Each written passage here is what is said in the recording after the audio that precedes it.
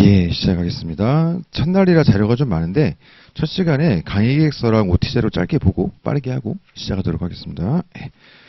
강의 계획서 보시죠. 새해 시작이죠. 새해 복 많이 받으시고 올해는 되게 마찬가지로 많은 분들이 또 이렇게 노무사가 되는 해가 되셨으면 좋겠습니다. 원래대로면은 지금 시기가 이제 32기 노무사님들 집체교육 들어갈 시기예요. 원래 우리가 1월에 집체를 하거든요. 근데 작년부터 바뀐 게 요즘에 집체를 2월에 합니다. 이제 그게 왜 그러냐면 작년에 그러니까 31회 때 너무 많이 붙었어요. 우리가 거의 500명이 넘게 붙었지 않습니까? 그러니까는 노무사회 입장에서 그 500명이 들어가는 집체 장소를 못 구한 거예요. 그래가지고 작년에 처음으로 장소를 못 구해가지고 2월로 미뤘거든요. 근데 그게 올해도 이제 한 400명 가까이 합격을 했죠. 이제 32기 같은 경우도 아마 비슷한 이유가 아닐까 싶은데 2월에 들어간다 하더라고. 그래서 1월 달에 이제 아직 집체 안 들어가고 이제 수습 받는 분들은 받고 계시고 아닌 분들은 뭐 쉬고 계시긴 하는데, 그래서 노동법 평일반 입장에서는 채점자들이 지금 집체를 안 들어가 있어가지고 좀 좋은 것 같아. 그래서 좀 그런 장점이 있긴 있습니다. 근데 아마 내년에는 제가 생각할 때는 300명 정도로 끊을 수 있을 것 같아요. 그래서 31회 때 500이 넘게 합격했던 거는 의도한 게 아니고, 뭐 아시는 분들은 아실 건데 표점화에서는 어쩔 수가 없어요. 그러니까 표준 점수제를 돌리고 나면 어쨌든 원점수를 어떻게 하냐에 관계없이 점수가 좀 이렇게 그 구간별로 몰리는 게 있다 보니까 2차 응시자가 많으면 많을수록 합격자가 늘어날 수밖에 없어요. 그러니까 산술적으로 그 60점이 한 상위 10%쯤 되거든요. 그러면 산술적으로 한 10% 정도는 합격하는 게 당연한 거지 않습니까? 우리가 보통 이제 한 8% 정도 합격하긴 하는데 이제 31회 때가 한 10% 정도 합격했거든요. 사실 통계적으로 봤을 때는 그렇게 이상한 게 아닌 거죠, 그게. 그러다 보니까 노동부 입장도 그렇고 노무사회 입장도 그렇고 합격자 수를 좀 줄이려고 그래요. 너무 많이 붙으니까. 그러다 보니까 그거를 좀 걔네가 애를 쓰는데, 그게 기술적으로 가능한 거는 1차에서 커트한 수밖에 없어요. 2차는 아무리 기술적으로 애를 써봐도 한 10% 언저리는 합격할 수밖에 없다 보니 2차 응시자를 줄일 수밖에 없거든요. 그래가지고 이제 32회 1차 시험 때 1차가 엄청 어려워졌던 거죠. 그래서 보통 우리가 한 50% 언저리가 1차를 합격하는데 작년 같은 경우는 35%인가? 밖에 안 붙었거든요. 이제 그러고 나서 이제 작년 강의 들은 분들은 아실 건데 말씀드렸던 게 많이 줄이긴 줄였는데 그래도 한 400 정도 붙을 거예요 말씀을 드렸잖아요. 그러니까 실제로 395명이니까 얼추 밖에 들어갔죠. 근데 올해는 300 가까이 맞출 수 있을 것 같아요. 왜냐하면 1차에서 또 비슷하게 떨궈낼 거거든. 그래서 올해 헌동 들어가시는 분들은 이따가 말씀을 드릴 건데 1차 좀 신경을 많이 써야 됩니다. 그건 좀 이따가 다시 말씀드리는 걸로 하고, 그래서 내년에는 다시 1월에 하지 않을까 싶긴 한데 아무튼 그거 뭐 지켜봐야 되겠죠. 자, 계획서 보시게 되면 평일반 오늘부터 시작해가지고 1월 30일까지예요. 그래서 그 노동법 끝나고 나면 행정이 2월 1일에 개강이잖아요. 그래서 31일 날 하루가 비긴 비는데 보강을 안 할 건데 어쩌면 할 수도 있다. 그러니까 안 할 건데 혹시 모르니까 감안을 좀 하고 계세요. 안 할 거예요. 안 할 건데 혹시 몰라서 근데 뭐 가능성이 아예 없진 않다. 근데 매우 낮아요. 안 할 겁니다. 그래서 오늘부터 이제 월화수목금 해가지고 1월 30일까지 진행됩니다. 시간은 아시는 것처럼 아침 9시부터 이제 오후 1시까지고요. 근데 조금 딜레이 될 수는 있어요. 그거 좀 감안하시고. 근데 1시 반이 넘어갈 것 같지는 않은데 약간 딜레이 될 수 있으니까. 근데 최대한 올해부터는 좀 시간을 맞춰볼 생각이에요. 그래서 9시부터 1시까지. 그리고 다음 주 월요일부터 4회차죠. 이제 모의시험이 진행이 되거든요. 4회차부터 3일에 한 번씩 모의시험이 진행되니까 특히 모의시험 보는 날짜는 절대로 지각하지 마시고 좀 빨리 오셔가지고 실제 시험 준비하시는 것처럼 시험 준비할 수 있도록 그렇게 하시면 좋겠습니다. 그래서 지각하지 마시고 맞춰서 오시는 걸로 하시죠. 자, 교재는 아시는 것처럼 이론 판례 13판이랑 이번에 새로 나온 사례 판례 12판인데요. 그 기존까지 1기간이 강의 진행할 때는 어쨌든 메인 교재가 이론 판례고 사례 판례는 살짝 거드는 정도였었는데 올해는 사례 판례가 많이 두꺼워졌어요. 그래서 좀 컨셉을 바꿔가지고 좀 사례집 활용도가 예전에 비해서 많이 높아질 것 같아요. 그래서 최소 반반 정도 활용될 것 같고 사례집의 비중이 많이 높아졌으니까 그건 좀 감안하셔야 될 것 같습니다. 뭐 자세한 얘기는 좀 이따 하는 걸로 하고. 그래서 뭐 강의 목표 되어 있는데요. 뭐 좋은 얘기죠. 그래서 1번에서 좀 연기 때에 비해서 조금 더 심화된 이론들을 가지고 조금 더 자세하게 들어가는 좀 아카데믹한 내용들이 약간 추가되고요. 대신 이제 강약 조절을 좀 합니다. 이것도 마찬가지로 컨셉을 좀 바꿨는데 올해 1기는 좀 사례집 활용도를 높이다 보니까 시간 압박이 좀 있어요. 그래가지고 고민하다가 이제 우리가 출제 가능한 주제 중에서 이제 A, B급들이 있지 않습니까? 아무래도 제일 유력한 것들. 보통 거기 나와요. 뭐 하나 정도 빠져나가기도 하는데 거의 거기서 나오거든요. 그러다 보니까 A, B급을 1기 때는 좀 메인 잡고서 그거로 들어갈 거고요. CD급은 그냥 제껴버릴 거예요. 그래서 1기 때 중요한 주제 중심으로 좀 빡세게 잡고 2기 때 나머지를 좀 추가하는 방식으로 그래가지고 2기 때는 A, B급을 안 하는 건 아니고 당연히 해야지. 해야 되는데 거기다가 이제 C등급을 좀 추가하는 방식 그렇게 진행될 수 있겠다. 이렇게 좀 보시면 되겠습니다. 그래서 이따가 뭐 또 말씀을 드릴 건데 초심자 같은 경우는 이걸 다 보기가 힘들잖아요. 그래서 1기 때는 1기 때 진행하는 것만 보셔도 괜찮습니다. 그래서 좀 찍어서 보는 거긴 한데 1기 때는 그것만 보셔도 괜찮고요. 아마 올해도 거기서 나올 거예요. 그러니까 그렇게 보시면 되고 대신 이제 헌동 이상 되는 그래서 최소한 2차 한 2년차 이상 들어간 분들 있지 않습니까? 그런 분들은 그것만 보기 너무 아깝지. 그래서 그런 분들은 그냥 1기 때 진행 안 한 것도 사례집에 있는 거 다 보세요. 그래서 그렇게 좀 하시면 좋겠습니다. 자, 이번에서 이제 우리가 연기 때 계속 그림 그렸잖아요. 1기 때도 그림 그려요. 2기 때도 그리고 3기 때도 그리죠. 그래가지고 모든 이제 수험이라는 건 특히 논술형 시험에서 수험이라는 건 특정 주제에 대해서 그림을 그릴 수 있어야 그게 글이 되는 거니까 그림은 계속 그리는데 1기 때부터는 연기 때 그렸던 그림들이 어떻게 목차되는지 그걸 중점적으로 한번 좀 보도록 할 겁니다. 네, 다음 페이지 넘어가시면 3번 같은 경우가 이제 사례 문제 풀이의 기초능력 배양인데 사실 우리가 주제별로 공부했던 것들이 사례 문제에서 어떻게 이게 목차화되는 것들을 되는지를 좀 주로 공부하면서 본격적으로 사례 문제 풀이를 들어가요. 다만 이제 4번과 연결되는 건데 모의고사를 볼 때 창작 문제를 내지는 않고 사례집에 있는 문제를 그대로 내거든요. 그러니까 이제 그런 면에서 부담감은 좀 덜 하실 수 있어요. 그래서 2, 3기 때야 당연히 사례집이 없이 창작 문제가 나가는 겁니다만은 1기 때는 사례 문제를 잘 풀자 이거보다는 사례 문제가 나왔을 때 어떻게 답안을 구성하고 시간 배분하고 분량 조절하고 이런 것들을 이제 연습하는 거니까 문제 자체를 창작하지 않고 사례집에 있는 문제를 그대로 돼요. 다만 이제 사례집에 있는 거랑 답안은 조금 다를 거예요. 예시 답안은. 그러니까 사례집에 있는 답안들은 분량을 딱히 고려하지 않고 만들어 놓은 거예요. 그러니까 고려를 아예 안 한 건 아닌데 뭐 너무 분량에 대한 압박을 좀 버리고 만들어 놓은 거거든요. 근데 그에 반해 실제 모의시험 나갈 때 우리 아시는 것처럼 예시 답안에는 분량까지 고려해서 답안을 낸단 말이에요.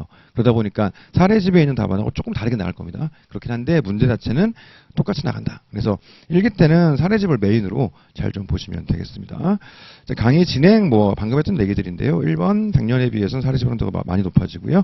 2번 AB급 위주로 들어가고요. 근데 헌동 이상들은 이것만 보면 안 돼요. 다 보시는데 초심자분들은 이것만 봐도 충분하니까 그렇게 보시면 될 것 같고 그 다음에 3번 작년과 마찬가지로 사례집에서 문제는 그대로 나가는데 예시 답안은 조금 다를 수 있다. 그걸 뭐 이제 분량까지 고려하다 보니까 그렇게 좀 생각하시면 되겠습니다.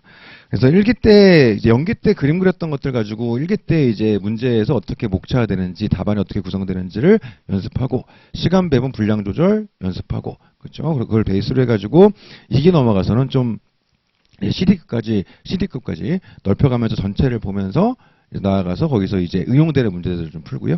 그 다음에 3기 넘어가시게 되면 마찬가지로 응용 문제를 푸는데 좀 고려되는 게 2기와의 차이는 뭐냐면 2기 때도 웬만하면 AB급에서 낼 거예요 문제를. 근데 3기 때는 최신 판례라든가 좀 불이타성 문제들 그것도 좀 추가로 들어가니까 1년의 강의 구성이 그렇게 돼 있다. 이렇게 좀 보시면 됩니다. 자 마지막으로 진도표가 있는데요. 실제 강의 계획서를 버리면 되죠. 근데 진도표 정도만 조금 의미를 가질 수 있을 것 같아요. 그래서 진도 자체는 거의 그대로 맞아 떨어질 거예요. 그래서 아까 얘기했던 것처럼 보강 가능성이 아예 없는 건 아닌데 안 할 거거든요. 기본적으로. 그래서 이 진도에 맞게 진도 나가니까 예습하시는 분들은 그에 맞춰가지고 좀 예습을 해보시면 되고요. 특히 4일차부터 시작해서 3일에 한 번씩 모의시험이 진행되죠. 그래서 모의시험 빠지지 말고 매우 중요하니까 응시를 다 하시는 걸로. 그래서 1기 동안 모의시험 점수가 좀 안 좋아도 내가 한 번도 안 빠지고 전부 다 응시했다. 그것만으로도 굉장히 성공하게 1기를 보낸 거니까 결석 안 하고 그렇게 좀 준비를 하시면 되겠습니다. 참고로 지금 그 4회차 다음 주 월요일이죠. 모의시험 보고 그 주는 이제 그날은 오전에 75분을 모의시험 보니까 진도가 많이 안 나갈 거 아니에요. 그러다 보니까 조금 복습 부담이 덜하겠죠. 그래서 다음 주 월요일 같은 경우는 지금 그 월요일 저녁 시간대 유튜브 라이브 지금 준비를 해놓고 있어요. 그래서 합격자분들 한 2분 정도 모시고서 그 얘기를 좀 들어볼 거고요. 그래서 헌동차 한 분이랑 생류에 한 분, 2분 이제 준비해놨거든요. 그래서 다음 주 월요일 저녁에는 유튜브 라이브 있으니까 뭐 자세한 것도 말씀을 드릴 거예요. 그때 가서 그거 필요하신 분들은 그때 시간 맞춰 들어오셔가지고 좀 내용 들어보시면 좋을 것 같고요. 그 다음에 올해 또 생각하고 있는 건 뭐 중간중간 대면 상담도 계속 진행할 건데 저도 하고 합격자 상담도 하고 계속 하긴 할 건데요. 그거는 추후에 말씀드리는 걸로 하고 또 요즘 또 올해 또 생각하고 있는 게 1기 마지막 날 뭐 최신 판례도 정리합니다만은 기타 법령을 이제 끝내는 날이지 않습니까? 그래가지고 우리가 그 보통 2기 끝날 때 저희 지도 교수님이 특강 해주시거든요. 이제 보강 형식으로 2기 끝날 때 저희 지도 교수님이 전년도에 주요 판례 특강 한번 해주시고, 그 다음에 그 필드 노무사들 한 두 분을 모셔가지고 좀 얘기 듣고 한단 말이에요. 근데 그게 필드 노무사들 얘기가 사실은 시험에 나오는 건 아니니까 뭐 의미 있나 싶은데 생각보다 반응이 좋더라고. 그래서 올해부터는 1기 끝날 때도 한번 해볼까 생각 중이에요. 그래서 마침 마지막 타임이 이제 기타 법령 타이밍이기도 하고, 그리고 요즘에 산재 쪽 관심 많으시잖아요. 그래가지고 산재 전문으로 하신 노무사님 한번 모시고서 필드 얘기 그냥 뭐 재미삼아 마지막 날은 그것도 한번 해볼까 이렇게 좀 생각하고 있습니다. 근데 진도가 너무 압박이 크면 못하겠지. 근데 최대한 맞춰가지고 그것도 한번 해볼 생각이에요. 그래서 강의 계획서는 진도표 느낌이니까 그렇게 좀 참조하시면 되겠습니다. 자, OT자로 가시죠. 짧게 보겠습니다.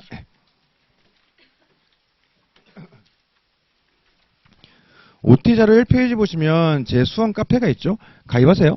이거 가입하셔가지고 양식 맞춰가지고 등업 신청하시고, 그래서 그 등업 신청 양식에 맞지 않으면 등업을 안 시켜드려요. 그래서 양식에 맞춰가지고 신청을 하시고, 카페에 가입이 돼 있어야 이제 모의시험 보시면 등수가 이제 이쪽에도 오픈하다 보니까 등수 확인이 가능하거든요. 그래서 이거는 좀 가입을 하셔야 되고요. 자, 1번에서 잘 모르는 분들을 위해 이제 1기니까 짧게 말씀을 드리면, 오프라인 강의랑 온라인 강의가 뭐가 다른지 짧게 말씀을 드리면, 첫 번째 이제 양가로 1번에 오프라인 강의는 세 가지가 있어요. 202호 계시는 분들의 실강이라고 하고요. 그 다음에 이제 201호나 402호 이런 데 가시는 분들을 우리가 실영상이라고 하죠. 그래서 전통적 의미에서의 오프라인 강의는 실강, 실영상을 얘기하는 거예요. 그래서 실강이 마감되다 보니까 이제 부득이하게 실시간으로 바로 옆 강의실, 뭐 윗 강의실 이런 데서 강의 들으시는 분들 실영상 강의입니다. 사실은 실강, 실영상은 그냥 제가 앞에 있냐 없냐의 차이지 똑같아요. 어차피 모의시험도 똑같이 보고 쉬는 시간에도 끝나고도 와서 질문도 똑같이 하시면 되고 다 똑같습니다. 다른 게 없어요. 그리고 실제 202호 같은 경우도 실강도 저 뒤에 계신 분들은 어차피 잘 안 보여가지고 화면 다 보고 있잖아요. 어차피. 그러니까 다 똑같아요. 어차피. 그래서 실영상 계신 분들은 혹시라도 너무 소외감 느끼지 않으실수록 이렇게 좀 하시면 좋겠습니다. 그래서 화면 같은 거 보실 때 불편하지 않으실수록 제가 신경 많이 쓰니까 우리 실영상 분들 서운해하지 않게 그렇게 보시면 좋겠고요. 자, 방금 3번에 이제 온라인 첨삭반을 우리가 줄여서 보통 온천반이라고 부르는데, 이게 코로나 때 처음 들어온 거예요. 이제 코로나 때 처음 생겼는데 코로나 시대가 끝난 이후에도 없애기가 뭐해가지고 그냥 계속 가져가고 있는 겁니다. 온천반은 뭐냐면 기본적으로는 이제 복동 형식으로 동영상 강의를 보시는 건데, 대신 그 모의시험 일정에 맞춰가지고 똑같이 시험 보시고 스캔 떠가지고 이제 학원 시스템 파란이라고 있죠. 학원에서 아마 공지 나갔을 건데 그쪽에 업로드를 하시면 이제 스캔본 가지고 첨삭을 해가지고 똑같이 등수를 매기고 점수가 게시되고 그런 거예요. 그래서 집에서 강의 듣지만 시스템은 이제 실강, 실영상이랑 거의 똑같은, 이제 물론 집에서 들으시다 보니까는 와서 질문할 수 있고 뭐 그렇진 않습니다만은, 오케이, 그런 게 이제 그 온천반입니다. 그래서 온천반은 일반 동영상하고 달라요. 그걸 좀 구별하셔야 돼요. 그래서 온천반 분들이 일반 동영상 강의랑 헷갈리지 않도록 그거 좀 주의하시고요. 온천반 같은 경우에 맨 밑에 줄에 있는데 답안 제출 시간이 전날 오후 6시부터 당일날 오후 2시 59분까지예요. 제가 문제를 온천반 분들을 위해서 그 복동에다 미리 올려놓거든요. 그러다 보니까 그거 미리 다운받으셔가지고 전날부터 미리 모의시험 보실 수 있으니까 그거 시간 늦지 않도록 꼭 하셔야 됩니다. 그래서 스캔 같은 거 안 떠보신 분들은 미리 연습을 좀 해보세요. 스캔 뜨는 거 시간 때문에 막 못 올리고 하더라고. 그래서 2시 59분에서 1분만 넘어가도 시스템 막혀버려요. 그래서 어떻게 할 수가 없거든. 그래서 미리미리 하셔가지고 좀 하실 수 있도록 온천반 분들은 좀 준비를 미리 하셔야 되겠다. 이렇게 말씀드려도 또 연락이 올 거예요. 시간이 지났는데 어떻게 해야 되나요? 안 돼. 어쩔 수가 없어. 그래서 꼭 미리 준비를 좀 하세요. 다음 페이지 가시면 양가로 2번에 온라인 강의가 있는데 이게 이제 일반 동강이죠. 그리고 강의 듣는 방식은 온첨하고 똑같아요. 다만 일반 동영상 강의 같은 경우는 온첨하고 다르게 파란 시스템 접근이 막혀 있죠. 그래서 그렇게 할 수가 없고 공식적으로는 일반 동강은 첨삭이 없어요. 그래서 강사별로 개개인별로 따로따로 운영하기도 하는데 공식적으로는 없습니다. 그러니까 저 같은 경우는 동영상 강의 듣는 분들이 하도 답안을 안 써가지고 자체적으로 첨삭 시스템을 만들어 놨어요. 그래서 이제 1, 2, 3기 다 있는데 1기 같은 경우는 작년에 연구실장 했던 박주인 의무사님이 동강 첨삭 담당해 주기로 했고요. 그래서 또 일반 동강은 온첨하고 다르게 마감이 있진 않아요. 그래서 동영상 강의 수강 기간 만료 이전에만 보내시면 되긴 하는데 그래도 그때그때 빨리빨리 보내시죠. 미루면 또 안 하게 되니까. 그래서 이건 좀 뒤에 다시 자세히 말씀을 드리도록 할게요. 자, 2번 가보시면 올해 수험 기획 어떻게 할 것이냐. 유예생 같은 경우는 그냥 가면 되죠.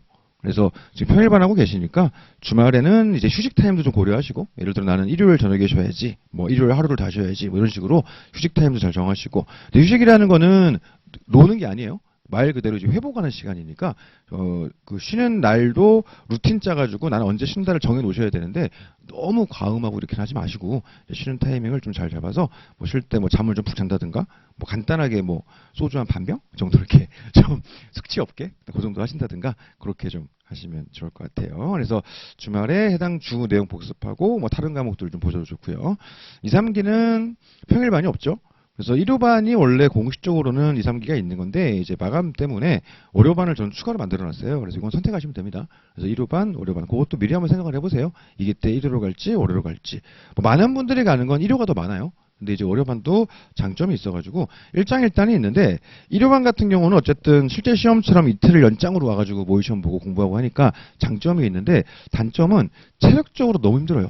특히 이제 토요일 날 오전, 오후, 저녁을 풀 강의 듣고 나서 오전에 행쟁, 오후에 인사, 저녁에 선택해가지고 풀 강의 듣고 가가지고 다음날 노동법 오전, 오후를 또 풀로 하는데 모의 시험 준비하기도 힘들고 체력적인 문제가 좀 있을 수 있고요. 그러다 보니까 월요반을 하시게 되면 그런 부분들이 좀 해결되는 게 있어요. 다만 월요반을 하게 되면 문제가 뭐냐면 두 가지 문제가 있는데, 첫 번째 생각보다 일주일이 너무 빨리 가요. 그런 문제가 하나 있고, 두 번째로 사람이 원래 다 이제 쫓겨야지 뭐 일을 하는 게 있지 않습니까? 공부도 쫓겨야 하잖아요. 사슴공부법이라 하지 않습니까? 그래서 사냥꾼에 쫓겨야지 막 이제 공부하게 되는 게 있단 말이죠. 그러다 보니까 월요반 하시는 분들 가장 큰 문제가 자꾸 노동법을 일요일만 보는 이런 문제가 좀 있어요. 그러니까 시험 전날에. 그러니까 일주일에 노동법을 한 번 보는 거 너무 심하잖아. 그러니까 그런 문제가 있어가지고 그런 것들을 좀 감안하셔가지고 이제 미리 나는 일요일로 가야겠다, 월요일로 가야겠다 선택을 좀 해놓으시면 되겠습니다. 자, 그럼 3번에 동차생 같은 경우에 이제 생동차도 있고 혼동차도 있을 건데, 특히 혼동분들 신경 많이 써야 돼요. 오히려 생동분들은 1차 준비를 좀 빡세게 잘 하는데, 혼동분들이 한 2년 전 기억도 있기도 하고, 그 다음에 2차에 대한 이제 욕심이 좀 나다 보니까는 1차 힘을 너무 많이 빼거든요. 근데 그러면 안 돼. 1차 혼동분들 좀 신경 써야 됩니다. 작년에 합격률 35%였는데 실제 혼동분들 엄청 떨어졌어요. 이 혼동차 때 1차 떨어지면 진짜 삶의 의욕이 떨어지거든요. 그러니까 진짜 안 돼. 그래서 올해도 어쨌든 간에 합격률 35% 선을 최소한 유지하려고 무지하게 쟤네가 애를 쓸 거예요. 그러니까 분명히 어렵게 나올 거거든. 특히 올해 1차의 키포인트는 민법이랑 사보예요. 왜 그러냐면, 사실 우리가 1차 시험이 31회 때까지만 하더라도 보통 어떤 식이었냐면 125문제를 125분 동안 풀다 보니까 시간 조절을, 노동법을 50문제였잖아요. 노동법을 최대한 빨리 풀어가지고 시간 세이브를 좀 이렇게 하는 거예요.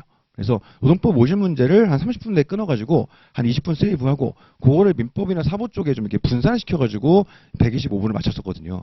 근데 이제 올해부터는 제도가 바뀌어가지고 문항 수도 늘어나고 교시가 1, 2교시로 찢어져요. 그래서 1교시에 노동법 80문제 80분 보고, 쉬었다가 2교시에 민법 사보 선택을 120문제를 120분 동안 보는 거거든요. 그러니까 제가 볼 때는 문항수가 늘어나는 것보다 오히려 노동법 같은 경우는 난이도야 물론 올라가겠지만 시간적 부담은 오히려 줄었어요. 그러니까 그 기존처럼 막 빨리 풀어가지고 시간 아껴야지 이게 아닌 게 여유있게 풀면 돼, 노동법은. 근데 이제 2교시에 민법 사보 선택을 80분 동안, 120분 동안 120문제를 감당 안 될 걸 그거. 그러다 보니까 올해 1차의 키포인트는 민법 사보예요. 그래서 민법 사보는 좀 미리미리 하세요. 미리미리. 특히 막 사보 막 2주 전에 숫자만 외워야지 그런 거 하지 말고 좀 미리미리 하셔야 됩니다. 작년에 1차 합격률 35%의 가장 큰 원인도 사보과락이었어요. 진짜 어렵게 나왔거든. 그래서 올해 민법이야 뭐 전통적으로 어려웠던 거고, 작년이 의외로 좀 쉬웠었는데 올해는 또 어려질 거야. 그래서 민법 사보가 중요하니까 그거 좀 미리미리 하셔야 됩니다. 그래서 1기 때 아직 민법 안 돌린 분들은, 그래서 생동분들이야 기본 강의 돌리고, 혼동분들은 보통 기본 강의까지는 잘 권하지 않고요. 그 신정법무사님 11월 달에 짧게 찍은 거 있잖아요. 핵심 특강. 혼동분들은 그거면 되긴 하거든요. 그런 거라도 1월, 1, 2월 달에 꼭 하셔야 되고요. 가능하면 사보도 개인적으로는 기본 강의 들으시라고 말씀을 좀 드립니다. 작년까지는 혼동분들한테 사보 기본 강의 들으라고 안 그랬거든요. 근데 올해는 좀 불안해가지고 웬만하면 주말 같은 데 활용하셔가지고 사보 기본 강의도 한 1, 2월 달에 들어놓으시면 여러모로 좋을 수 있다. 그다음 방과후 2번에서 그 외의 과목들도 자체적으로 문제집을 좀 돌리세요. OX집도 괜찮고 문제집도 괜찮고 그렇습니다. 노동법 같은 경우는 OX집은 제가 내는 게 있죠. 기출 OX집. 그거는 아마 이번 주 중에 나올 거예요. 그래서 제가 어저께 이제 편집본다 넘어가가지고 지금 인쇄 시작했으니까 아마 OX집은 이번 주에 나올 거니까 필요하신 분들은 그거 구매하셔가지고 보시면 되고요. 그다음에 문제 푸는 거는 둘 중 하나죠. 전시춘 박사님 에센스 원투를 풀거나 제가 만든 도화노동법 원투를 풀거나 거기에 있는 내용도 좀 보시고 특히 이제 문제들을 다 푸셔야 돼요. 그래서 그게 도화 개정판은 아마 이번 달 말 정도 나올 것 같아요. 그래가지고 도화로 푸실 분들은 1월 달에는 1차 노동법은 제끼시고 한 2월 들어갈 때쯤부터 문풀 강의 전까지 좀 문제를 풀어야 되겠다. 구매하셔가지고 그렇게 하시면 되겠습니다. 그래서 노동법도 그 에센스나 도화에 있는 문제가 되게 많거든요. 그거 한 3월 넘어가서 풀려고 그러면 엄청난 양적 압박이 와요. 그러니까 1, 2월 달에 문제는 혼자서 독학으로 좀 미리미리 풀어보시고 대신 3월 달 넘어가시면 문풀 강의 시작하죠. 그거 들으세요.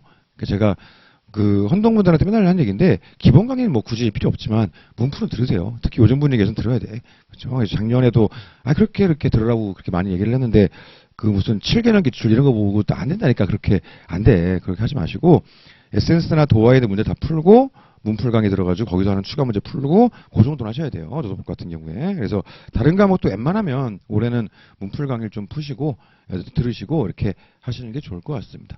그러다 보면 헌동들은 불가피하게 이기 때 힘 빠지겠죠. 어쩔 수가 없어요. 그래서 그건 좀 감안하셔야 되고 그러니까 헌동들은 이게 다음 페이지 3페이지 맨 위에 있는데 헌동분들은 1기를 3기처럼 보내야 돼요.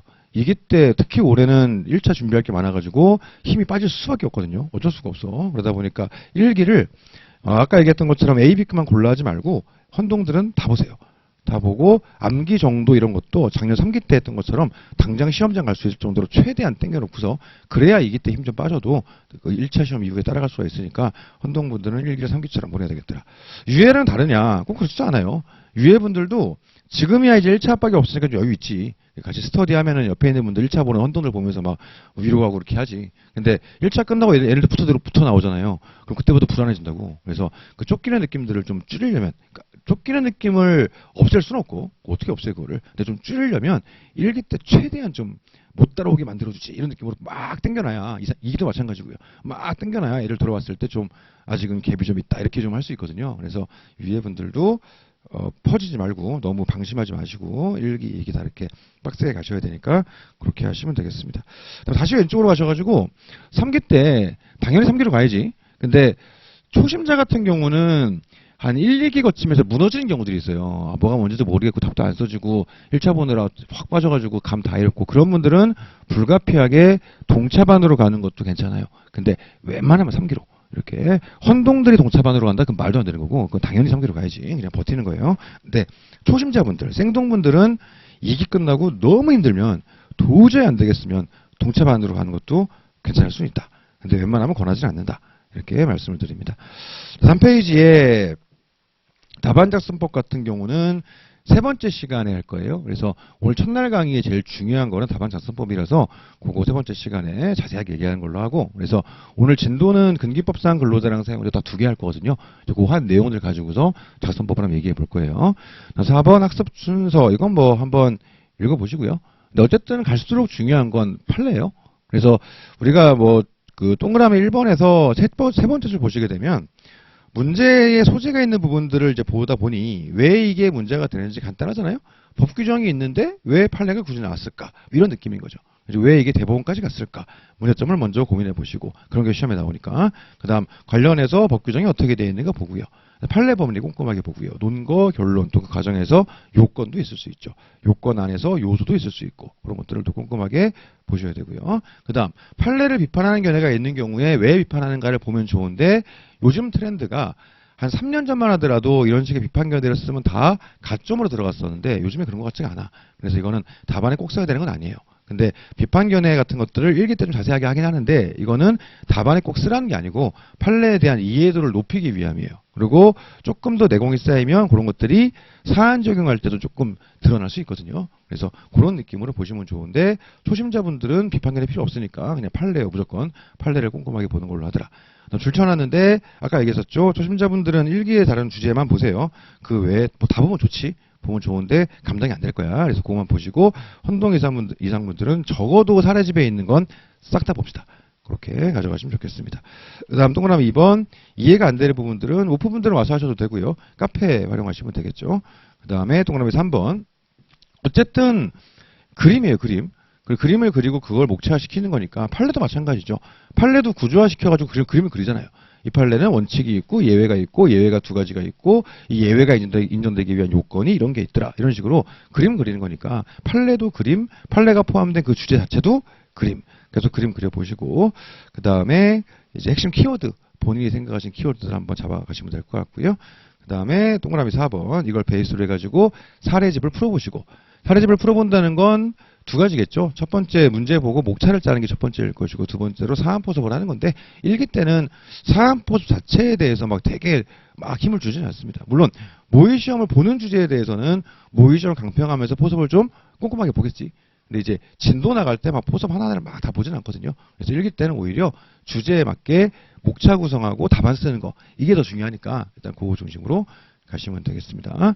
그리고 나서 동그라미 5번 판례 암기하고요. 동그라미 6번 거칠게라도 좀 이론 판례로 예습을 좀 하시면 좋겠다. 동그라미 7번 이도저도 모르겠고 시간 없다. 그러면 그냥 사례집을 외우세요.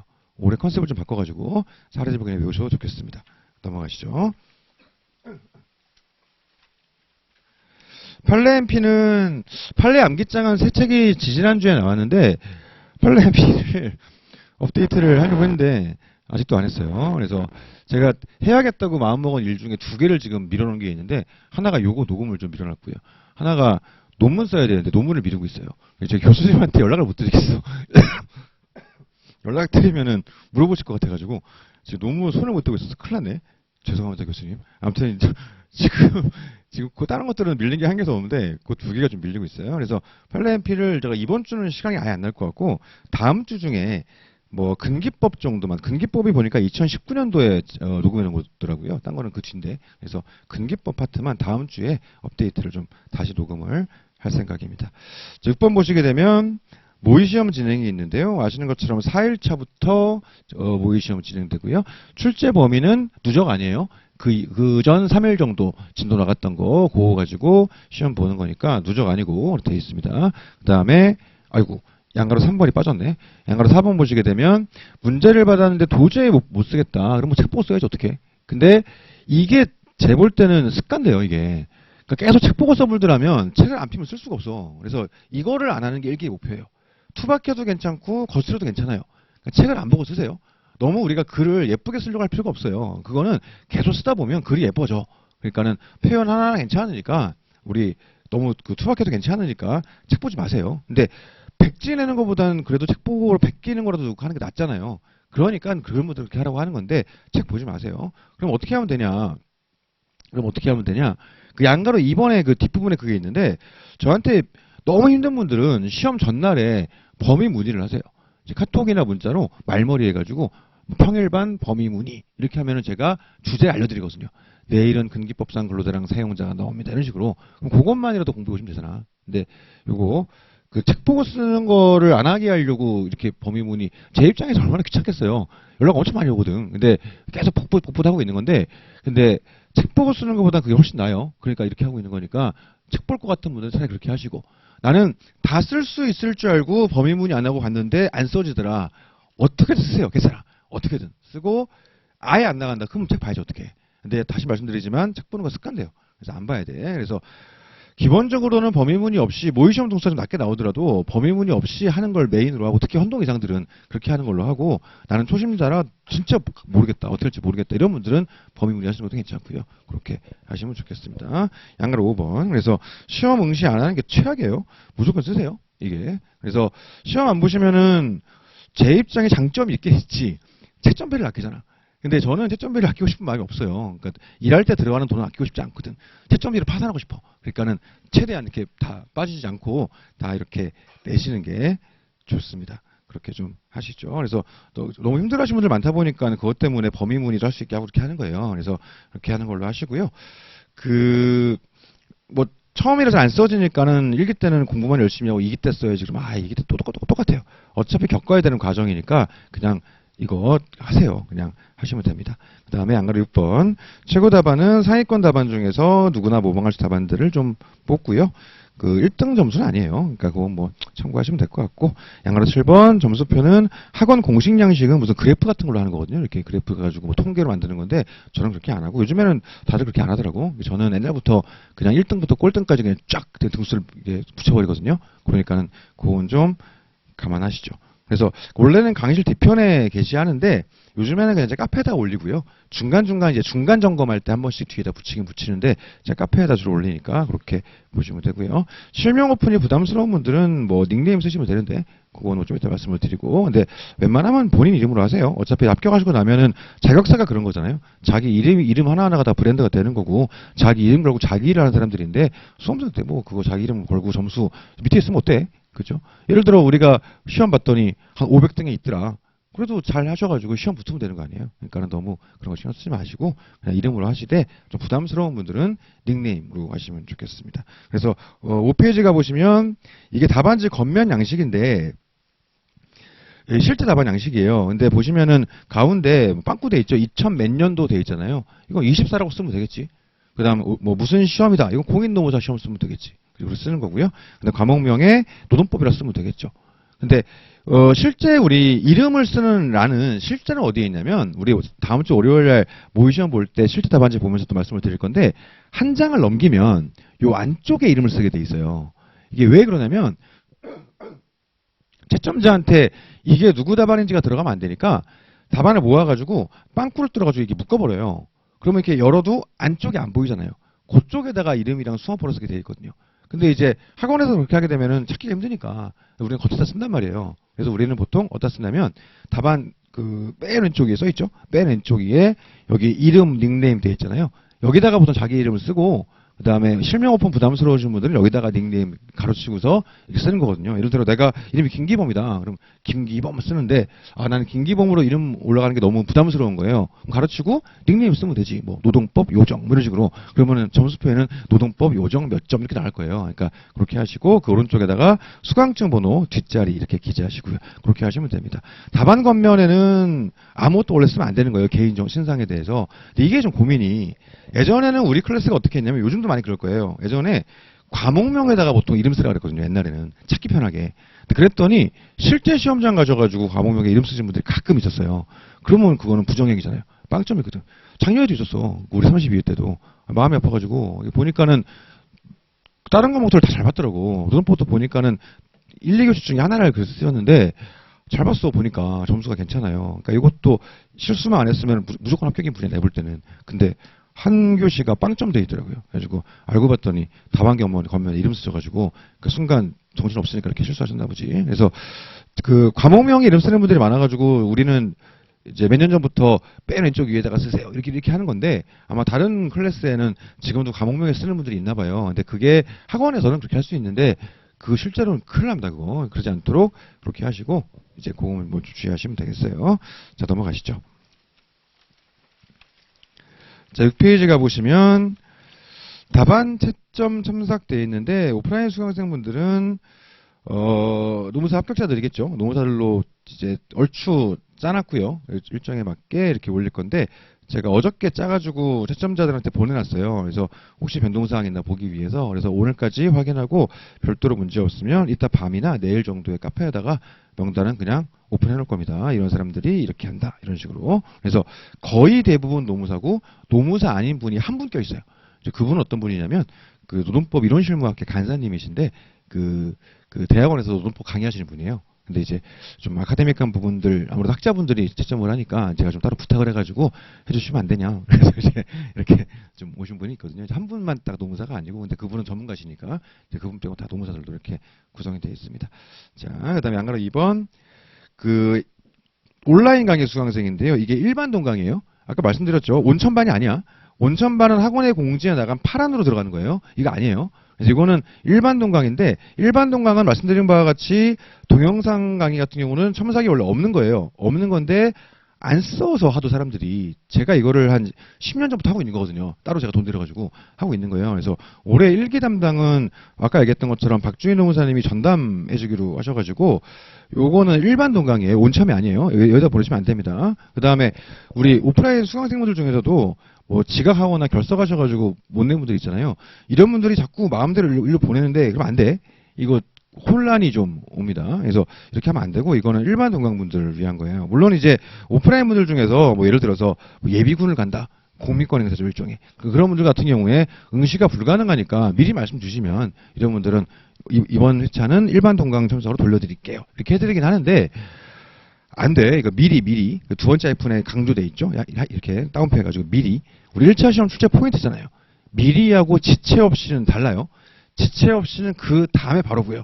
지각한 다음에 바로. 이게 지체 없이고 미리는 지각하기 전에 하는 거니까 이제 미리 요청 주신 분들은 돌려드릴 수 있는데 그 나중에 요청하시면 안 돼. 왜냐면 또 누구는 해드리고 누구는 안 해드릴 수 없잖아. 그러니까는 그건 또 형평성의 원칙이 또 있는 거니까 이제 그렇게 하면 안 되고 그다음에 저한테 자꾸 말씀 안 주시고 마음대로 보내는 분들이 있는데 그러면 안 돼요. 되게 혼란이 와 이게 여러모로 그렇죠. 그리고 박주희 노무사님한테 부여된 업무도 아니고 그리고 같은 여러모로 혼란이 있습니다. 그렇게 하시면 안 돼요.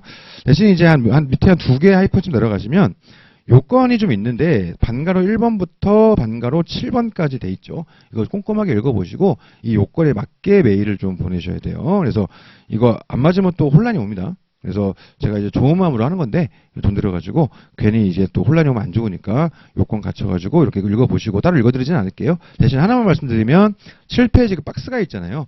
그 이메일이 달라요. 저한테 보내면 안 되고 노동치지공 제 메일 그게 아니고 이게 첨상용 메일이 제가 한 5개 돌리거든요. 근데 그중에 1기는 지금 레이벌로 720 다음.net 이쪽으로 보내시면 되겠습니다. 다만 온첨 같은 경우는 파란 그 마감되기 전에 보내야 되는데 일반 동영상은 그게 있진 않아요. 그러니까는 동영상 수강 만료일 전까지만 보내시면 되고 1기 종강한 이후에도 올해 2차 시험까지는 계약돼 있으니까 동영상 수강 만료 이전이면 보내시면 되고요. 대신 자꾸 막 동영상 강의 공유한다 그러면서 하나의 아이디로 여러 개 오는 경우들이 있는데 그거 다 블락시켜버릴 거야. 그거 안 돼요. 그렇게는. 예. 그 다음에 한 번 보낸 다음에 성적 받고 나서 그거 수정했다 그러면서 또 보내는 분들이 있는데 안 돼. 그것도 블락시켜버릴 거예요. 그렇게 하시면 안 되고 좋은 마음으로 하는 거니까 이렇게 좀 그렇게 되지 않도록 좀 주의를 유효합니다.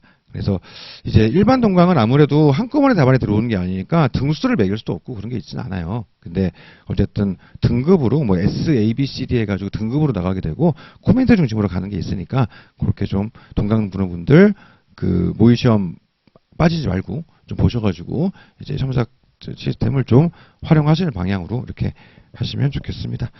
뭐 8번 성적 우수자 랭커 선정은 뭐 나름대로 목표로 하시는 것도 괜찮은데 뭐 큰 의미 없어요. 그래서 랭커가 된다고 붙는 것도 아니고 그렇죠. 아니라고 떨어지는 것도 아니고 그래서 실제 우리가 매년 드리는 말씀인데 오히려 노동법 고득점자는 랭커 아닌 분들한테 많이 나와요. 그러니까 우리 모의시험 기준으로 한 100등에서 200등 사이에 있는 분들 이런 분들이 보통 고득점 많이 하시거든요. 그러니까 매년 희한하게 그러더라고. 그러니까 올해 같은 경우도 한 65점 이상 받으신 분들은 다 100등대 분들이었어요. 그러다 보니까 너무 등수에 민감할 필요는 없습니다. 대신 이제 랭커라 불리는 상위권에 있으면 좋은 게 뭐냐면 어쨌든 잘 쓰는 분들이기도 하고 모의시험 안 빠지고 성실하게 보신 분들이잖아요. 그러다 보니까 랭커분들은 문제가 어떤 게 나와도 웬만하면 잘 안 망하더라고.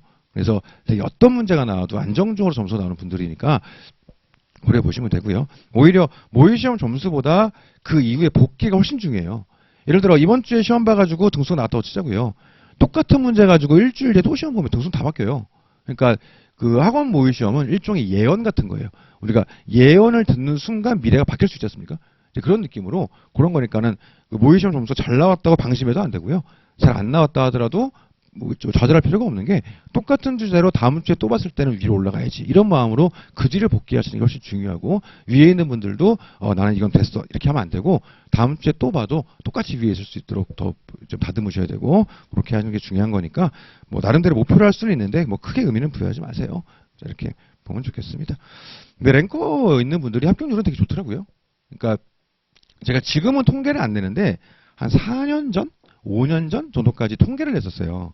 그래서 발표 나고 나면 랭커분들한테 막 연락해가지고 어떻게 되셨습니까? 이렇게 하면서 통계를 냈거든. 근데 한 5년 전부터는 안 하는데 그게 그 통계를 내다 보니까 연락 드렸을 때 떨어진 분들이 너무 상처를 크게 받더라고. 그래가지고 이게 내 의도와 관계없이 그 시험 발표하고 힘든 분들한테 상처가 될 수 있겠다 싶어가지고 안 하는데 그 전에 통계 낼 때 몇 년간 해봤더니 그래도 한 60~70%는 붙더라고요. 굉장히 높은 확률이죠. 그러니까 나름대로 목표를 이렇게 좀 삼으시면 좋겠다. 근데 그 안에 못 들어간다고 하여 안 되는 게 아니니까 좌절할 필요도 없겠더라. 자, 9번 자료 관리 다 필요 없어요. 버리면 됩니다. 자료를 갖고 있어서 좀 의미가 있는 건 인사 정도인 것 같아요. 인사 정도 외에는 별로 의미 없어요. 다 버리시고 대신 일기야 뭐 우리 클래스 같은 경우에 일기야 뭐 사례집에 있는 걸 그냥 내는 거니까 뭐 그렇다고 치고 2, 3기 모의 시험은 당연히 갖고 계셔야 되겠죠. 2, 3기 모의 시험 예시답안하고 3기 이후에 하는 파이널 모의 그거까지는 꼭 갖고 계셔야 되니까 그 외에는 다 버리면 되겠습니다. 자, 8페이지 가시면 질문 방법 되어 있는데요. 뭐 쉬는 시간 활용하시면 되고 제 카페 활용하셔도 되고 그 외 창구들을 열어놨죠. 다만 그 강의 내용적인 질문은 카톡이나 문자, 이메일보다는 카페를 좀 활용하시죠. 그래가지고 강의 내용적인 질문들은 카페를 활용하시고 대신 개인 수험 상담이나 좀 프라이빗한 내용들 이런 것들은 뭐 카톡이든 문자든 이메일이든 상관없는데 내용적인 부분들을 다 하니까 너무 힘들어서 한 2, 3년 전부터 좀 바꾸고 있어요. 그래서 내용적인 부분들은 카페로 좀 하시죠. 그리고 우리 카페가 이제 2016년도 1월에 만들어가지고 좀 오래됐죠. 그래가지고 웬만한 내용들은 검색하면 다 있어요. 그러니까는 카페 쪽에 내용적인 질문들은 활용하시면 좋을 것 같고 프라이빗한 내용이나 개인적인 수험 상담은 저한테 연락을 주시면 되겠다 되어 있습니다. 제가 1월 1일 되면서 한번 오랜만에 봤어요. 카톡 친구가 몇 명이지 봤더니 9,600명이더라고. 그래서 이제 10,000명을 앞두고 있습니다. 이제 올해 말 안에 10,000명을 찍을 것 같아. 그래가지고 친구가 10,000명이 되면 어떻게 되는지 궁금해가지고 그거 좀 기다리고 있어요 지금. 지금 9,600 얼마더라고. 그래서 참 친구가 많아. 이렇게 돼 있긴 합니다. 이 일을 오래 했더니 많이 등록이 돼 있어가지고 이게 제 핸드폰 번호는 거의 뭐 다산 콜센터 비슷하게 돼 있어가지고 이게 너무 막 그래요.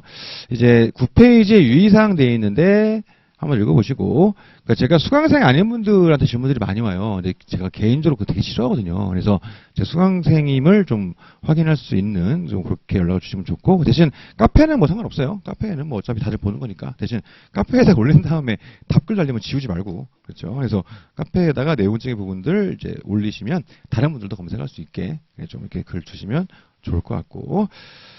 다른 것들은 좀 읽어보시면 될 것 같고요. 양가로 6번 정도 얘기해보면 전화하시면 안 돼요. 그래서 통화 상담도 많이 하는데 그거는 그냥 전화를 주시는 게 아니고 저랑 따로 얘기해가지고 별도 일정을 잡는 거예요. 수험 상담 같은 거. 그러니까 밤에 막 갑자기 전화 주시면은 좀 곤란해요. 그러니까 제가 좀 힘들어하거든. 그 전화 오는 거를. 그래서 저희 가족들도 저한테 전화할 때는요. 카톡을 먼저 보내요. 통화 가능? 이런 식으로. 제가 하도 싫어해가지고 그러니까는 그렇게 하셔야지 전화 막 주시면 안 되고. 그러니까 제가 또 잘 못 끊어요. 왔는데 이러시면 안 됩니다. 툭 이렇게 하고 싶은데 그게 또 안 되니까 예 그러면서 이러시면 안 되긴 하는데 네 말씀하시죠. 이렇게 하고 있다고. 그러니까 그렇게 힘들어 그게. 그러니까 이게 안 되고요. 그 다음에 또 드리고 싶은 말씀이 양가로 7번에 기업 인사 담당자분들 저한테 자꾸 업무 물어보시는데 안 돼요. 저 수험 외의 것들은 하지 않습니다. 잘 모르기도 하고 저는 기업에 있어 본 적이 없어요. 잘 모르기도 하고 수험 외의 것들은 하지 않습니다. 대신 이제 주변에 어려운 상황이 있어서 상담 필요하신 분들은 제가 도움드릴 수 있는 만큼 도와드릴 수 있으니까 특히 이제 업무상재, 산재 이런 것들은 초기 대응이 되게 중요하거든요. 그래서 그런 것들은 제가 잘하는 분들로 맞춰 소개해드릴 수 있으니까 그런 것들은 저한테 요청하시고 이렇게 좀 보시면 되겠습니다. 그 외에 한번 읽어보시죠. 이렇게 OT 마무리하고요. 그 답안 샘플이라고 나간 게 있어요. 뭐 내용을 볼 건 아닌데요. 형식을 짧게 보고 첫 시간 마무리할게요. 요거 답안 샘플 돼 있는 거. 매년 이제 1기 때 첫 시간 답안 샘플은 그 전년도 1기 첫 해 모의 시험 보셨던 분들 중에 최고 답안 후보자로 올라온 분들이 있죠. 그 중에서 이제 오프라인 후보자분들을 제가 파일을 가지고 있지는 않으니까 그래서 온천 분들 거 후보자로 올라왔던 것들 중에서 합격한 분들이 있겠지. 그분들 거를 좀 모아서 갖고 오거든요. 그래가지고 이거 만드느라고 작년 1기 1회차 최고 답안 후보라고 온천분에서 왔던 분들 파일 몇 개 있는데 봤더니 한 5분 정도 합격했더라고. 그 중에서 역시 뭐 잘하는 분들이니까 최답 후보 중에 한 5번 합격했는데 그 중에 한 2분 정도는 너무 악필이라 드리기가 좀 어려워가지고 배제를 했고 3분 중에서 한 분은 생각보다 점수가 안 나오셨더라고. 그래서 한 분은 노동법이 50점대 나오셔가지고 그분 빼고 저 점수 잘 나오신 2분 딱 해서 갖고 왔거든요. 그래가지고 실제로 이분들이 작년 요맘때 수험생이었고 그리고 작년 요맘때 일기 최고답안 후보였었고, 그리고 이제 합격하셔가지고 지금 올해 일기에 채점대로 들어오신 분들이에요. 그래가지고 그런 분들 거 한 두 분 거 갖고 왔거든요. 그래서 이거는 내용을 볼 게 아니고 형식을 좀 보려고 그래요. 자, 우리가 이게 실제 이 형식이 실제 우리 답안 형식이에요. 실제 시험장 가서도 이런 답안을 쓰는 거거든요. 근데 보시게 되면, 자, 우리가 자꾸 로마자, 뭐 목차 이렇게 얘기를 하는데, 목차는 어떻게 흘러가냐면 가장 크게 로마자를 써요. 이걸 우리가 뭐라 부르냐면 대목차, 이렇게 부릅니다. 대목차. 그다음 두 번째가 지금 보시게 되면 첫 번째 답안에서 로마자 2번에 1번 해가지고 개념 및 발생인거 돼 있잖아요. 숫자 1번. 이걸 우리가 보통 중목차라 그래요. 그래서 1번. 이게 중목차라고 그럽니다. 자, 그 다음에, 그 다음 페이지 넘어가 보시면, 로마자 3번에 2번 판례에서 양가로 1번 돼 있죠. 민법 103조에 정한 선량한 풍속 기타 사실에 반하는 법률행위. 이 양가로를 보통 우리가 소목차라고 불러요. 그래서 우리가 실제 답안 쓸 때 제일 많이 활용하는 목차가 요 세 가지예요. 그럼 그 밑에 목차를 또 잡으면 안 되냐? 가능해요. 가능한데 굳이 안 하는 거지. 너무 과하니까. 해도 돼. 근데 보통 하는 게 그 다음이 반가로를 많이 하고요. 그 다음 많이 하는 게 이제 뭐 가나다라 이렇게 하거나 뭐 넘버링 하거나 이렇게 하는데, 사실은 소목차 밑에는 뭐 크게 의미가 별로 없습니다. 그래서 목차를 너무 지나치게 세분화하는 게 그렇게까지 의미가 있지는 않아요. 그래서 소목차 정도까지는 적극적으로 활용하시면 좋은데 그 밑으로 굳이 내려가는 게 크게 의미가 있지는 않다. 이렇게 말씀을 드리겠습니다. 그러면 우리 목차라는 게 꼭 로마자, 숫자, 양가로여야 되느냐? 그건 아니에요. 정답이 있지 않아요. 보통 대목차로서 로마자는 거의 이제 픽스가 되어 있고요. 모든 책들, 모든 논문, 모든 교과서에 모든 이제 뭐 사례집에 전부 다 대목차는 로마자로 들어가 있어요. 이 역시 꼭 그래야 되는 건 아니지만 다 그렇게 하니까 로마자로 가시고요. 중목차랑 소목차는 꼭 숫자 양가로일 필요는 없어요. 뭐 책에 따라서 예를 들어 중목차가 양가로로 되어 있는 경우도 있고, 예를 들어 중목차는 뭐 가나다라 이렇게 되는 경우도 있고요. 다 마찬가지예요. 이거 정답이 있는 게 아니라서 상관없습니다. 근데 제일 많이 쓰는 방식이 지금 우리가 쓰고 있는 로마자, 숫자, 양가로, 이게 제일 많이 쓰는 방식이에요.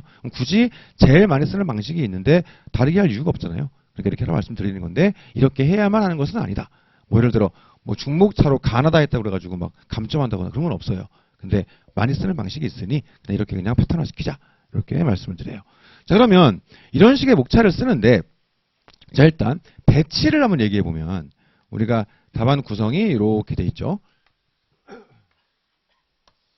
이렇게 돼 있습니다. 자, 그러면 이 그 왼쪽에 한 칸이 있고 이제 줄 칸이 있는 건데, 예전에는 이 왼쪽 칸이요 하나만 있지 않고 세 개가 있었어요. 이렇게 옛날에는 10년 전만 하더라도. 그러니까 그때는 여기가 대목차, 중목차, 소목차 이런 식이었겠지. 근데 한 10년 전에 바뀌어가지고 한 칸으로 만들어 놓고 뒤에 본문 내용을 늘려놨단 말이에요. 저는 배치를 어떻게 할 거냐? 예를 들어 로마자 같은 경우는 밖으로 빼야 되겠지 당연히. 그리고 예를 들어 뭐 서론 이렇게 할 수 있겠죠. 중목차부터는 선택사항이에요. 정답이 있지 않아요. 난 중목차를 마찬가지로 여기다 쓰겠다. 이렇게 해도 되고요. 난 이렇게 해야 되겠다. 이렇게 해도 돼요. 소목차도 마찬가지예요. 난 여기다 쓰겠다. 이렇게 해도 되고요. 이렇게 해도 상관없어요. 뭐 이런 경우도 있지. 예를 들어 난 중목차는 여기에 쓰고 소목차는 좀 들여쓰기 해야지. 이런 분들도 있어요. 그것도 괜찮아요. 이거 본인이 보시기에 본인이 딱 써놓고 보면 알아요. 아, 이렇게 쓰니까 내 글씨체에서 또 내 글씨 크기에서 이렇게 하니까 좀 제일 보기 좋더라. 그러니까 예를 들어서 내 글씨가 너무 작고 빽빽하다. 작아도 막 이렇게 좁고 이런 사람들은 좀 들여쓰기 이런 거 활용하면 좋고요. 내 글씨가 너무 크고 이렇게 막 널찍널찍하다. 이런 분들은 들여쓰기 해버리면은 너무 휑해요. 그러니까 그런 것들까지 고려하셔가지고 자기한테 맞는 방식으로 하시면 되겠어요. 예를 들어 첫 번째 답안 쓰신 분 같은 경우는 로마자만 빼고 중목차부터는 다 안으로 밀어놓는 거죠. 아, 이렇게 하는 분들도 있구나. 이렇게 볼 수 있을 거예요. 그 다음에 예를 들어서 두 번째 답안 한번 가보시면, 두 번째 답안 한번 가볼게요. 쭉 뒤로 넘어가시면 두 번째 답안. 중간 좀 넘어가시면 두 번째 답안이 있죠. 종이 색이 좀 달라요. 두 번째 답안이. 조금 넘어가시면. 네. 두 번째 답안 보시게 되면 이분 같은 경우는 로마자도 안쪽으로 밀어넣었고 중목차도 안쪽으로 밀어넣었죠. 소목차를 또 이제 그 본문 쪽으로 뺀 거고 이렇게 해도 되고요. 둘 중에 뭐가 맞는 거냐? 둘 다 맞아요. 이거 정답이 없습니다. 그래서 본인이 답안 디자인을 하는 거니까 그러니까 본인이 보면 알아요. 내가 좀 더 너무 휑해 보이지도 않고 너무 빡빡해 보이지도 않고 이렇게 되더라. 이거 본인이 알 수 있단 말이에요. 그러다 보니까 그에 맞춰가지고 선택을 하시고 그 패턴을 잡아가지고 그대로 모든 답안을 똑같이 구성하는 방식. 이걸 일단 한번 생각하시죠. 자, 그 다음에 줄바꿈을 얘기해보고 싶은데 보통 우리가 예를 들어서 지금 핀 김에 두 번째 답안에 로마자 1번을 보시게 되면 논점에 정리한 다음에 바로 붙여가지고 바로 밑에 이렇게 그 본문 내용을 썼잖아요. 이렇게 해도 되고 한 줄을 띄워도 돼요. 상관없어요. 그 다음에 로마자 2번 같은 경우 가보시면 로마자 2번하고 바로 밑에 1번을 붙였는데 2 넘어갈 때 또 한 줄을 띄웠죠. 이렇게 해도 되고 이거를 붙여도 돼요. 혹은 로마자 2랑 숫자의 사이를 띄워도 돼요. 다 상관없어. 그렇죠? 다음 페이지 가보시면 로마자 3번에 2번 해가지고 판례 입장 해가지고 이 부분은 마찬가지죠. 2번하고 양가로 1은 붙이고 양가로 1은 또 띄웠잖아요. 이렇게 해도 되고 둘 다 띄워도 되고 그냥 붙여도 돼요. 그 다음에 양가로 1, 2 제목 쓴 다음에 본문을 또 한 줄을 띄는 것도 상관없어요. 그러니까 대목차든 중목차든 소목차든 목차를 쓰고 바로 밑에 본문을 쓸 수도 있고 한 줄을 띄울 수도 있고 다 상관없어요. 두 줄을 띄지 마시고 대신에 한 줄 띄는 건 상관없습니다. 이것도 정답이 있지 않아요. 이것도 마찬가지로 본인이 알아요. 써보니 이렇게 하는 게 제일 보기 좋더라. 제일 눈에 잘 들어오더라. 예를 들어 나는 글씨가 너무 빽빽해가지고 너무 몰려있다. 이런 분들은 이 줄바꿈, 이 띄어쓰기를 활용 많이 하시는 게 좋을 것이고 나는 글씨가 너무 크고 좀 이렇게 휑하다 이런 느낌이면 가능하면 좀 많이 안 띄시는 게 더 나을 수 있겠죠.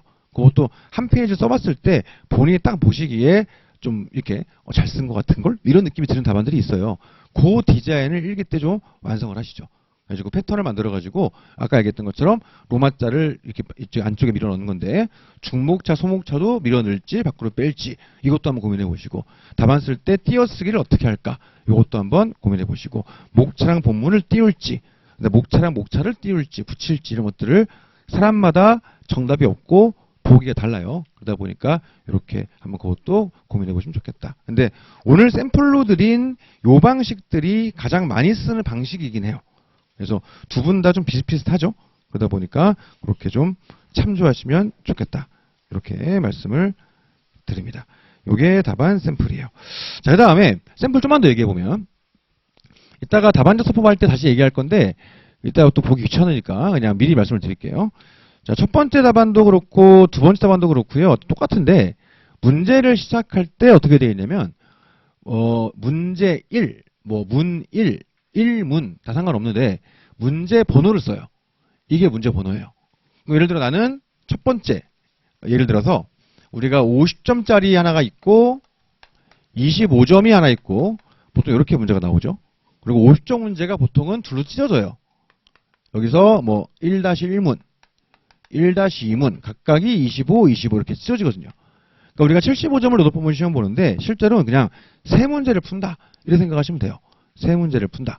그럼 보통 어떻게 잡히냐면 첫 번째가 1-1문으로 잡혀요. 보통은. 그리고 두 번째가 1-2문이 될 것이고 세 번째가 2문이 되겠죠. 이런 식입니다. 그 다음에 이 1-1문을 문제 제목 번호를 쓰고요. 그 다음에 이게 뭐가 묻는지를 써야 될 거지 않습니까? 이걸 우리가 제목이라 그래요. 그러니까 실제로 첫 번째 답안도 그렇고 두 번째 답안도 그렇고 작년에 1교시 1회 1-1문이 경역금지 약정에 대한 문제였어요. 그러니까는 문제 제목, 번호 1-1문 옆에다가 제목 해가지고 경역금지 약정 이런 식으로 쓰는 거죠. 그리고 로마자 1번 제목 쓴 다음에 논점의 정리 이렇게 들어가는 거예요. 답안을 쭉 쓰겠지. 끝나면 어떻게 되냐? 마지막에 1-1문 끝 요래 쓰는 거예요. 그리고 마찬가지예요. 1-2문 쓰고 제목 쓰고 또 마찬가지로 논점의 정리 쭉 들어가겠지. 끝나고 나면 1-2문 끝 이래 쓰고요. 그 다음에 2문 들어가면 문제번호 쓰고 제목 쓴 다음에 답안 쭉 구성한 다음에 마지막에 2문 끝 이래 돼 있어요. 그러면 여기는 지금 1-1문이 끝났고 여기는 1-2문이 끝났고 이제 2문이 끝나서 나의 답안은 다 완성이 되었죠. 그럼 그 뒤에 뭘 쓰는 거냐? 밑에다가 이하 여백 밑에 아무것도 없음 이런 식으로 이하 여백을 쓰게 되어 있습니다. 그래서 1-1문 끝 한 다음에 이하여백 쓰면 안 돼요. 뒤에 있는데 이하여백 그러면 아무것도 없단 말인데 말이 안 되지 않습니까? 그래서 노동법은 2문 끝 이하여백이고요. 다른 과목들은 3문 끝 이하여백이고 이런 식이겠죠. 그래서 형식을 보시면 다 똑같아요. 양쪽 답안 모든 문제가 마찬가지인데 문제 1-1 이렇게 해도 되고 1-1문 이렇게 해도 되고 문 1-1 이렇게 해도 되고 상관없죠. 문제 번호 쓰고 제목 쓰고 한 줄 띈 다음에 답안 쓰기 시작해가지고 답안이 끝나고 나면 1-1문 끝하고 한 두 줄 정도 뗀 다음에 1-2문 2문이 중간착시 배제였는데 제목 쓰고 답안 쓴 다음에 쭉 내려가서 끝나면 1-2문 끝 한 다음에 또한 두 줄 띈 다음에 2문 해가지고 문제 번호 쓰고 제목 쓰고 내용 쭉 들어간 다음에 2문 끝 쓰고 그 밑에는 다 썼으니까 이하여백 이렇게 들어가게 되는 겁니다. 그래가지고 이 형식 일단 한번 생각을 해보시죠. 자, 그래가지고 이 목차들을 이제 계속 얘기할 건데 이 목차 형식이 우리가 연기 때 그렸던 것들을 일기 때 강의하면서 또 똑같이 그릴 거잖아요. 그래서 이게 어떤 식으로 목차화가 되는지를 연습을 할 건데 정답이 있는가? 아니에요. 그런 거 없어. 그러니까 목차는 이래야만 하는 건 없습니다. 어쨌든 내가 쓸 내용들, 흐름들이 흐름에 맞게만 들어가면 돼요. 그러니까 상관없으니까 너무 부담 가지지 마시고요. 이제 하나하나 한번 연습을 해보도록 할 거예요. 그래서 잠깐 쉬었다가 우리가 첫날 두 번째 타임은 샘플은 뭐 보고 버리시면 되겠죠. 그래서 우리가 첫날 두 번째 타임은 근기법상 근로자랑 사용자를 내용을 볼 거고요. 이론 판례랑 사례 판례로 세 번째 시간에는 그걸 베이스로 해가지고 답안을 어떻게 쓸 것인가 작성법을 좀 자세하게 한번 얘기해 보도록 하겠습니다. 예, 쉬었다 가시죠. 예. 10시 14분에 시작할게요.